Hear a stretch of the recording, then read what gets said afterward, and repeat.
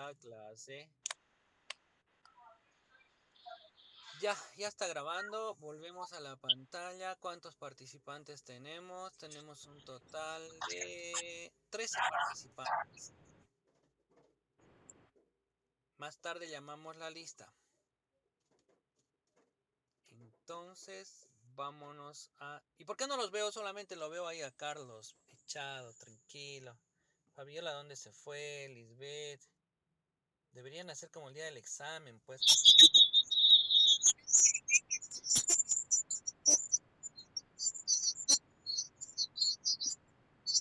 Ah, está igual que yo, desterrada.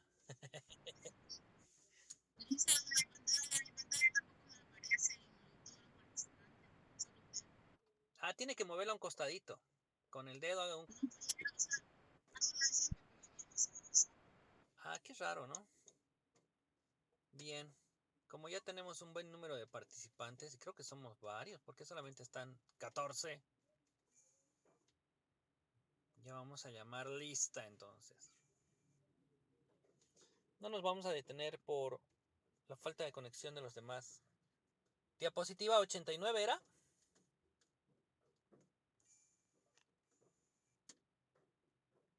Diapositiva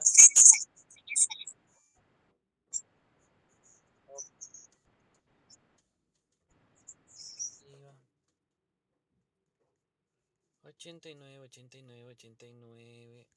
¿Dónde está la 89?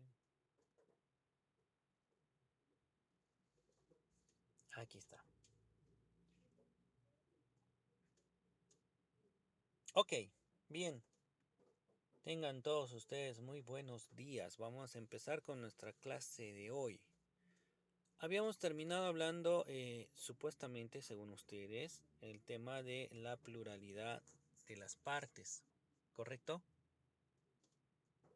La pregunta es, ¿hemos desarrollado esta diapositiva o no?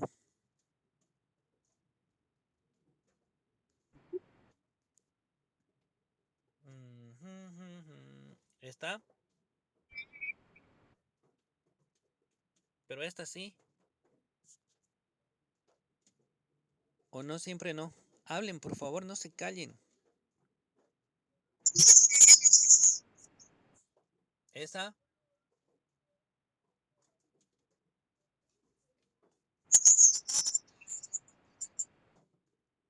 Ah, ya. Ok, bien. Vamos a retomar entonces para que no exista ningún problema desde acá.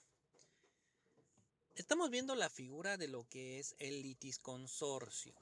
El litisconsorcio es cuando hay más de dos demandantes o demandados, ¿no? Puede haber el litisconsorcio activo cuando son más los demandantes y un solo el demandado. Puede haber el litisconsorcio pasivo cuando hay un solo demandante y son varios demandados. O puede haber el litisconsorcio mixto. Ahí estamos ante varios demandantes y varios demandados. Habíamos hablado que la figura del litisconsorcio pues, puede darse de forma inicial o puede darse de forma sucesiva. ¿Cuándo es de forma inicial? Hablamos de forma inicial cuando la pluralidad de personas son titulares de un mismo derecho o relación jurídica material. Es inicial porque al momento de iniciarse el proceso ya eran varios, o los demandantes, o los demandados, o ambos, ¿no? Por eso es un litisconsorcio inicial. Cuando es un litisconsorcio sucesivo, pues cuando eran todos individuales, un solo demandante, un solo demandado, pero ocurre que, o sea, pues de repente alguien ha muerto o se ha dado la enajenación del bien, ya hemos visto la figura de la sucesión procesal, entonces hay muchas formas de cambiar de número de demandantes o de demandados. Quién sabe, solamente yo demandé y he muerto, y como he muerto, pues mi esposa, hijos o descendientes y causavientes vienen al proceso y asumen, ¿no? Ese sería un litisconsorcio sucesivo. Ahora, el inicial generalmente es conocido como el litisconsorcio necesario. Se llama necesario porque la norma en realidad exige que vayan todos juntos al mismo tiempo. Y el facultativo, que es el sucesivo, ya da la opción a ellos de que si quieren pueden pues ir juntos o no. De todas formas, no es obligatorio de que todos puedan ir juntos, pero el juez va a solicitar con fines de que sea esto más llevadero, más fácil y más sencillo. Ok, habíamos hablado de algunos efectos jurídicos dependiendo el tipo de litis consorcio en el cual nos encontramos. Si es un litis consorcio necesario, puede ser que los actos que realice uno de ellos pues va a favorecer a todos los demás. Los medios probatorios que pueda producir uno de ellos pues va a favorecer también a todos los demás. La posibilidad de llegar a una conclusión del proceso de forma anticipada, qué sé yo, de transar o conciliar, pues de igual forma va a beneficiar a todos los demás. Las resoluciones judiciales van a tener carácter de firmeza para todos. Y las causales de recusación o excusa que pueda tener alguna de las partes, pues va a afectar a todos los demás también. Eso es cuando el litisconsorcio es necesario. El necesario es aquel que ha comenzado ya con todas las personas con esa pluralidad de partes. ¿Qué pasa en el litisconsorcio facultativo? Ese que es posterior, ¿no es cierto? Estamos hablando de el sucesivo. Bueno, los efectos jurídicos que acabo de desarrollar son exactamente a lo revés. Ay, disculpen ustedes, es una pequeña broma. Es decir, a la inversa, es decir, son antagónicos, son opuestos, es como la antítesis de lo que sería el necesario. ¿Qué quiere decir eso? Que los actos jurídicos que pueda ejercer uno de ellos, pues solamente va a beneficiar o perjudicar a ese uno de ellos. Que el medio probatorio que pueda presentar alguno de ellos, pues solamente va a beneficiar y perjudicar a ese uno de ellos que lo haya presentado. Que las formas de concluir del proceso que pueda asumir uno de ellos, pues solamente va a tener efectos jurídicos para con él y no para el resto de los litisconsortes. Que las resoluciones judiciales pues van a ser de carácter individual. Tendrán que notificarse todos y cada uno de ellos de forma individual y cada uno de ellos, si se siente afectado, podrá impugnar por forma individual o separada. Y la causal de recusación y excusa, pues también solamente podrá ejercer de forma independiente cada uno de ellos sin afectar ni perjudicar o beneficiar a los demás. La intervención de terceros. Esto es otra figura, no estamos hablando de litisconsorcio, ¿no? El litisconsorcio habla más de una posición idéntica entre las partes, o sea, son dos demandantes o son dos los demandados. Como son codemandados o codemandantes, está el tema del litisconsorcio.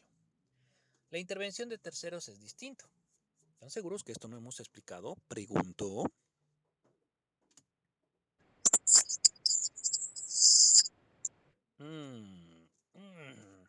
O sea, ¿hasta qué número de diapositiva era el examen?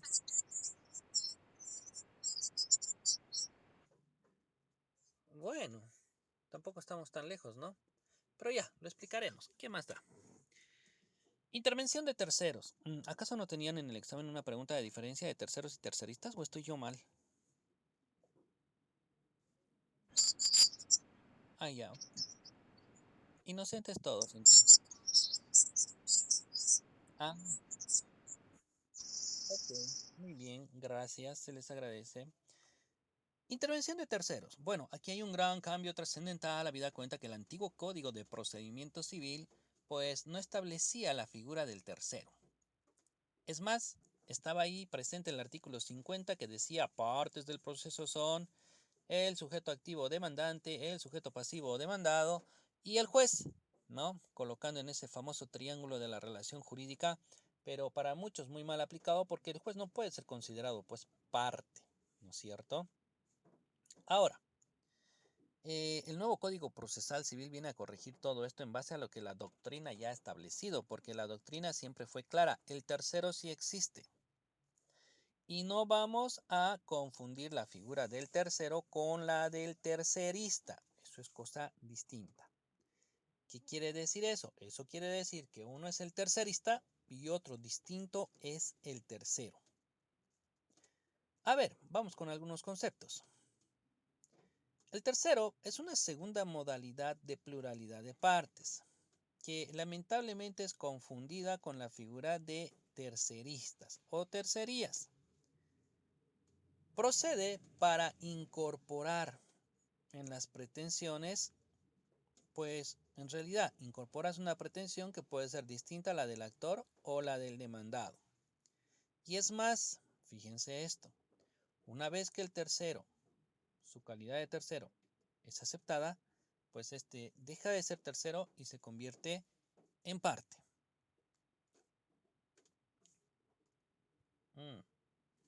Ok, entonces, fíjense, el tercero es tercero, mientras su calidad de tercero no sea aceptada, pues está como tercero, pero si su calidad de tercero es aceptada, deja de ser tercero y puede convertirse en parte. No siempre. A veces se convierte en una de las partes, hablando del sujeto activo y el sujeto pasivo, y otras veces se mantiene nomás como un tercero. Ya vamos a ver el ejemplo. El tercero tiene un interés o una pretensión sobre el objeto del proceso, o sea, hay una conexión material en el objeto del proceso, hay relación con lo que están pleiteando las otras dos partes. Por eso, en ocasiones, el tercero deja de ser tercero y se convierte en parte. Los terceristas, por otro lado, cosa distinta, solo tienen un interés en una pequeña parte del proceso, como el que pedir desembarguen algo o como el que pedir que paguen primero a alguien. Luego vamos a complementar con las tercerías, no se preocupen. Bueno, ¿qué clases de intervención tenemos? Tenemos una intervención que se llama voluntaria. Es la incursión sobrevenida de una de las partes en el proceso ya iniciado para hacer valer pretensiones distintas a las del actor. Ahí está la diferencia con el litisconsorcio. Se supone que todos comparten el mismo interés y van en un mismo lineamiento. Aquí tenemos seguramente un demandante que tiene su pretensión y aparece este tercero con una pretensión distinta, pero más importante que la del demandante. Hablando de este tipo de intervención, podemos estar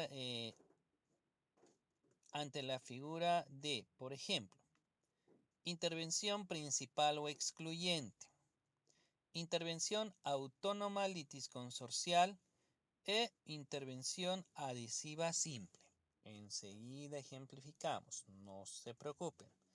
Entonces, para recapitular un poco, tenemos la figura de la intervención voluntaria. Dentro de la intervención voluntaria tenemos la intervención principal excluyente, la intervención autónoma litisconsorcial y la intervención adhesiva simple. Vamos con la figura de la intervención voluntaria, la principal y excluyente. Dice, nos encontramos en un proceso ya aperturado, donde existe ya un actor y un demandado. Es donde interviene el tercero a plantear su propia pretensión adquiriendo, si está mal escrito ahí, adquiriendo la calidad de demandante y convirtiéndose a los dos anteriores en demandados. Enseguida damos un ejemplo. Procederá en primera instancia antes de la sentencia únicamente en los procesos ordinarios, pudiendo producir toda la prueba que él viera por conveniente. Bueno, ¿qué es lo que pasa? A ver si los puedo ubicar un poquito.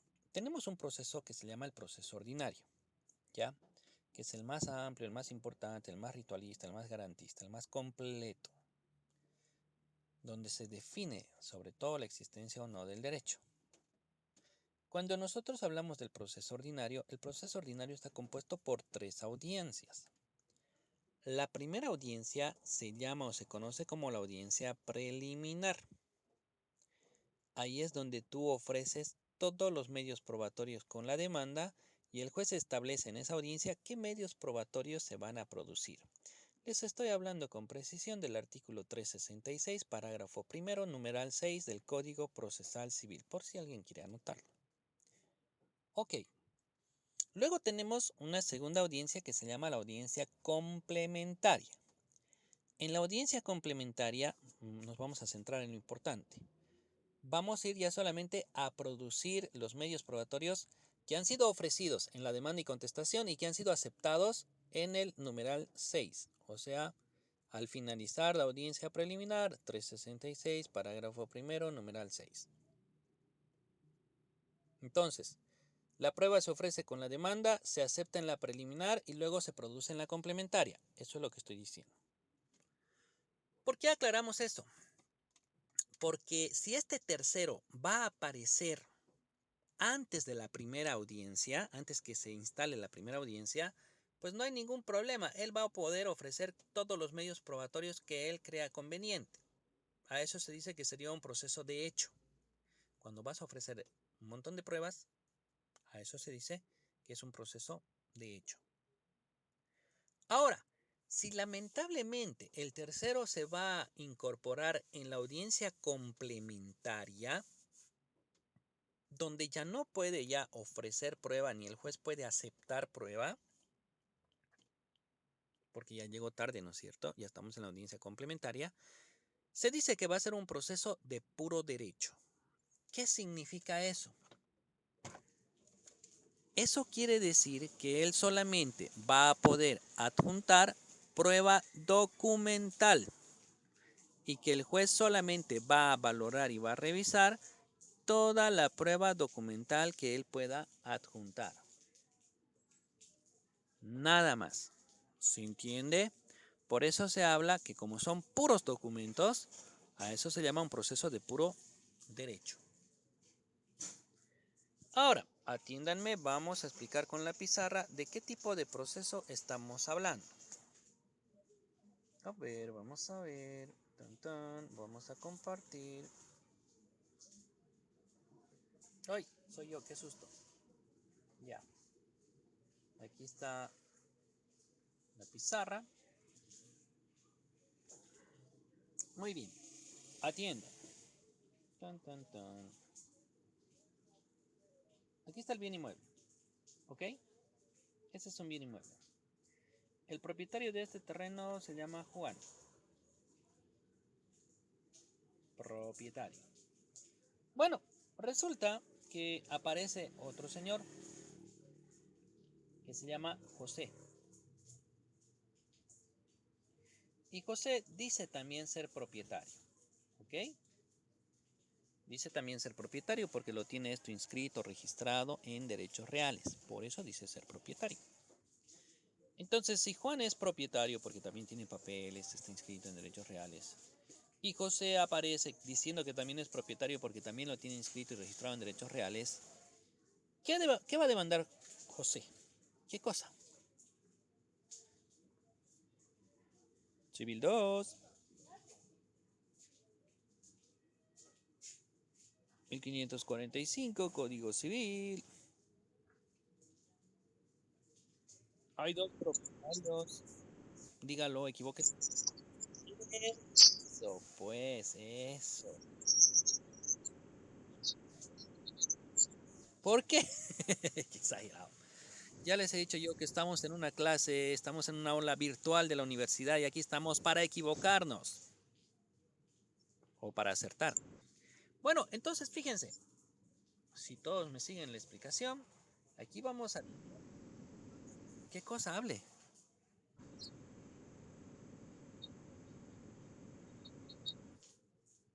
El primero en el tiempo, el primero en el derecho. ¿Cómo es eso, por favor, si me puede explicar?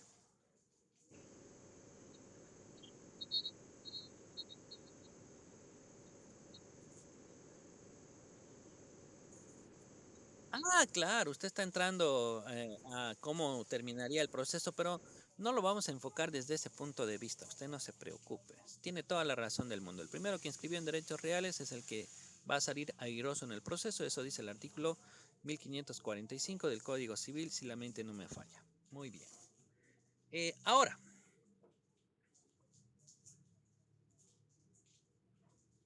fíjense el pizarrón. Aquí está el sujeto activo, es decir, el que va a presentar la demanda. Se llama sujeto activo. Aquí está el sujeto pasivo, el que está siendo demandado, sujeto pasivo. Entonces, fíjense, resulta que dentro de este terreno vive un señor que se llama Carlos. Y Carlos está en posesión de ese bien hace más de 12 años. ¿Qué creen que va a demandar Carlos? Claro, y fíjense, Carlos va a ser como un tercero, ¿no? Y cuando su calidad de tercero sea aceptada, este deja de ser tercero y se convierte en parte. ¿Por qué? ¿Qué quiere decir? Él se va a convertir en sujeto activo y va a reducir a los otros dos a sujetos pasivos. ¿Se dan cuenta? Ahí está el tercero que se convirtió en parte. ¿Se entiende, jóvenes?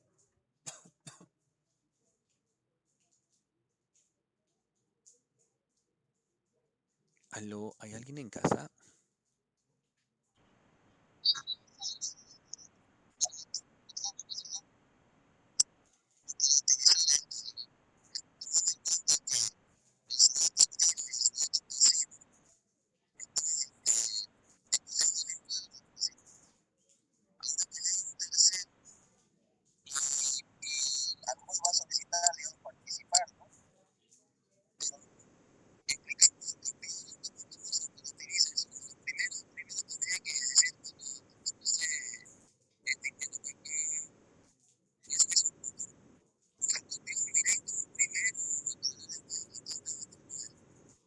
Ok, no hay problema.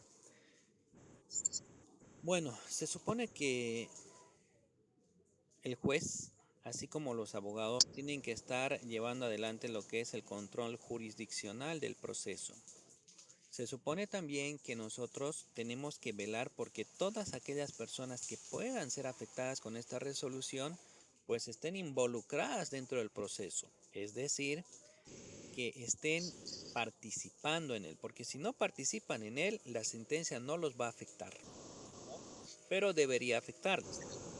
Entonces, o una de las partes se da cuenta y pide que se cite al tercero, porque hay una excepción, si ustedes revisan el artículo 128 del Código Procesal Civil, hay una excepción que dice citación previa a un tercero. Ya no se llama evicción, ¿no? Eso era en el antiguo Código Civil.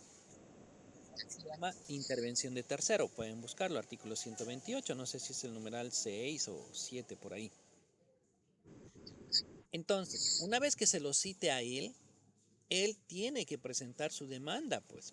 Él va a revisar la demanda que va a presentar José, la contestación que seguramente ha hecho Juan, ¿no es cierto? Y él qué va a hacer, tiene que hacer un memorial que diga algo así como intervención principal excluyente demanda usucapión. Y ahí hay que hacer un memorial de demanda de usucapión y hay que estrellarlo contra los dos y o presuntos propietarios, es decir, pues si hubiesen otros más. Y es ahí donde el juez tiene que conformar la litis, admitir ese memorial y correr en traslado a las otras partes.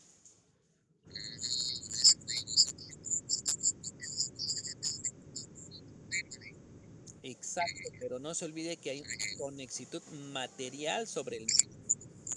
Claro, todos están peleando al final sobre el bien inmueble, ¿no es cierto? Los unos, la titularidad del derecho propietario y usted, el tercero, el extinguir ese derecho propietario y generar un nuevo. Pero es la misma casa, ¿no? Ok, adelante, señorita. 128, ahí están las excepciones en el Código Procesal Civil. Debe estar, presumo, más o menos en el numeral 5 o 6 o 7 u 8 o 9. No, esos ya están muy altos. ¿Lo encontró?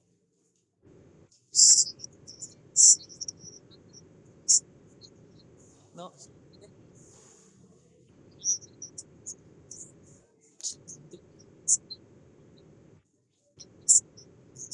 ese mismo es. ¿Qué numeral había sido?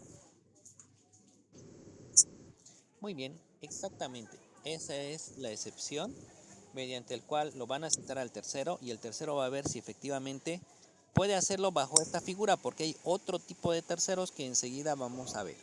¿Ok? Pero el ejemplo está claro, ¿no? Como verán, sí, había un demandante, había un demandado y aparece un tercero que aparentemente va a alegar un derecho mejor o superior y se estrella contra las dos partes. Por eso los reduce a sujetos pasivos. Bien, volveremos a las diapositivas. Tararán, tan, tan. he aquí yo y ahora he aquí las diapositivas. Ay no, me equivoqué. Pestaña. Ahora. Les pregunto, ¿ven mi diapositiva?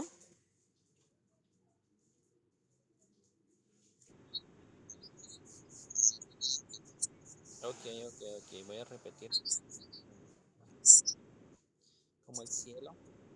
¿Quién está mirando el cielo por ahí? Ya. Pucha, es que me equivoco de botón, pues. Ya, otra vez, esperen. Ya. ¿Yo? ¿Por qué?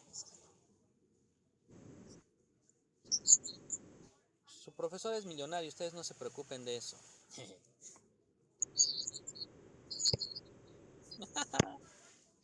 Ya, ahora sí.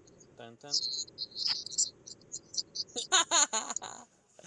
No, no, nada que ver. Ya, a ver. Ah, ¡Ah! Ya pues, se pasan ustedes. Dejen de hacer preguntas indiscretas. ¿No sabe usted que la curiosidad mató al gato?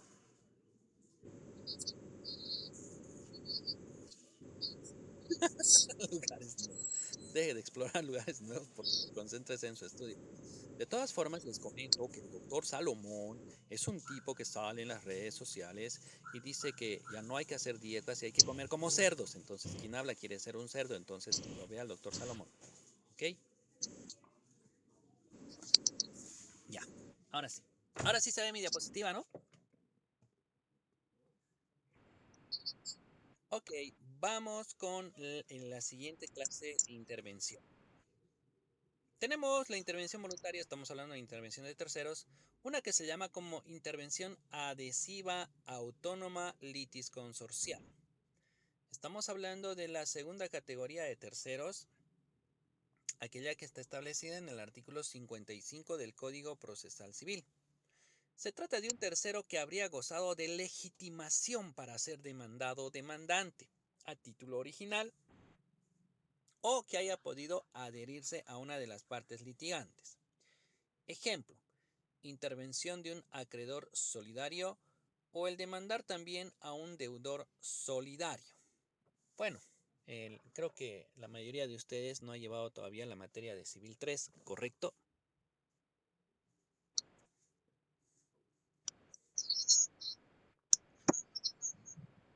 Bien, es una lástima, entonces no les voy a explicar nada. Seguimos. No, mentira, es mi obligación. ¿Qué puedo hacer? Hay una figura que se llama los garantes, no los garantes, perdón, los acreedores o los deudores mancomunados y solidarios. Seguramente han debido escuchar por ahí qué es la mancomunidad y qué es la solidaridad. Porque por un lado está la mancomunidad simple y por otro lado está la solidaridad, la mancomunidad solidaria. Bien, vamos por términos simples y sencillos. Cuando nosotros hablamos de mancomunidad, son varias personas que están en una misma situación. Por ejemplo, aquí en esta clase hay una mancomunidad de estudiantes, ¿no? Los profesores y estudiantes hacemos una mancomunidad universitaria, ¿correcto? Bueno, si hablamos de acreedores y deudores, cuando hay dos, tres o cuatro deudores, hay una mancomunidad de deudores. O cuando hay dos, tres, cuatro acreedores, hay una mancomunidad de acreedores. Creo que el tema de mancomunidad está suficientemente y agotadamente explicado, ¿no es cierto? Bien, entonces, ¿qué es una mancomunidad simple? Una mancomunidad simple expresa que todos los deudores pueden dividir su deuda. O sea que, por ejemplo, en el edificio Casanova, que era donde yo tenía mi oficina, pues todos estamos en mancomunidad simple en relación al pago de las expensas, energía eléctrica y agua potable. ¿Qué quiere decir eso? Eso quiere decir que yo solamente tengo que pagar lo que a mí me corresponde pagar. y se establecía por el número de metros cuadrados que tenía tu oficina. Mi oficina tenía una superficie de 45 metros cuadrados, lo que quiere decir que yo pago solamente las expensas de esos 45 metros cuadrados. Y punto, acabé yo mi deuda. Eso es una mancomunidad simple, hablando de un deudor en mancomunidad simple. ¿Qué es una mancomunidad solidaria? Ejemplo, los créditos de ProMujer. Yo soy una entidad financiera que les voy a dar crédito a ustedes, mis estudiantes. Bueno, no son mis estudiantes en teoría, pero en el ejemplo los ponemos, ¿no? A todos ustedes les voy a dar un crédito de $50,000 bajo la figura de la mancomunidad y la solidaridad. Entonces son deudores mancomunados y son deudores solidarios. ¿Qué quiere decir eso? Que en caso de incumplimiento, yo puedo cobrar al quien yo quiera. Puedo demandar a los 25 que son ustedes, o puedo demandar si yo quiero a uno solo de ustedes, o a 3, o a 5, o a 10, al número que yo quiera. Y si quiero demandar a uno solo, pues a uno solo también. Y ese uno solo que yo voy a demandar, pese a que no ha recibido los $50,000 en su totalidad, tiene la obligación de devolver los $50,000 en su integridad. ¿Ok? Ya esa persona después, como va a pagar la deuda de todos, se va a subrogar para sí, se va a adueñar de ese derecho de constreñir, de presionar, de solicitar el pago de dicha deuda a ustedes en repetición. Puede que yo lo demande solamente a Carlos Barroso, él va a terminar pagando los $50,000 por todos ustedes y ya luego él va a hacer procesos individuales para con ustedes para exigir la devolución del monto de dinero que ha recibido cada uno de ustedes. Y como él ha pagado todo, pues a él tienen que devolverle todo. ¿Dudas, preguntas, interrogantes?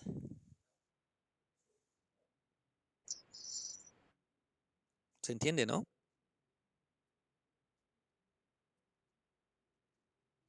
Chicos, están ahí. Qué barbaridad. Por, por Por supuesto que tiene que estar establecido en un contrato. Entonces, cuando hablamos de esta intervención adhesiva, autónoma o litisconsorcial, es cuando yo lo demando a Carlos y Carlos dice, planteo excepción de citación previa tercero, artículo 128, numeral 8 del Código Procesal Civil. Lo que pasa es que yo no soy el único que ha firmado ese contrato. También que la citen, por decir a Elvira, ¿no? Que la citen a Matilde, creo que es, ¿no? Que la citen, no sé, pues, a otros más. En esa figura, ellos van a intervenir como terceros en forma adhesiva litisconsorcial. Fíjense que van con una misma pretensión, van con una misma obligación, lo que quiere decir que no es una principal o esencial. ¿No? Es una adhesiva autónoma litisconsorcial. ¿Se entiende?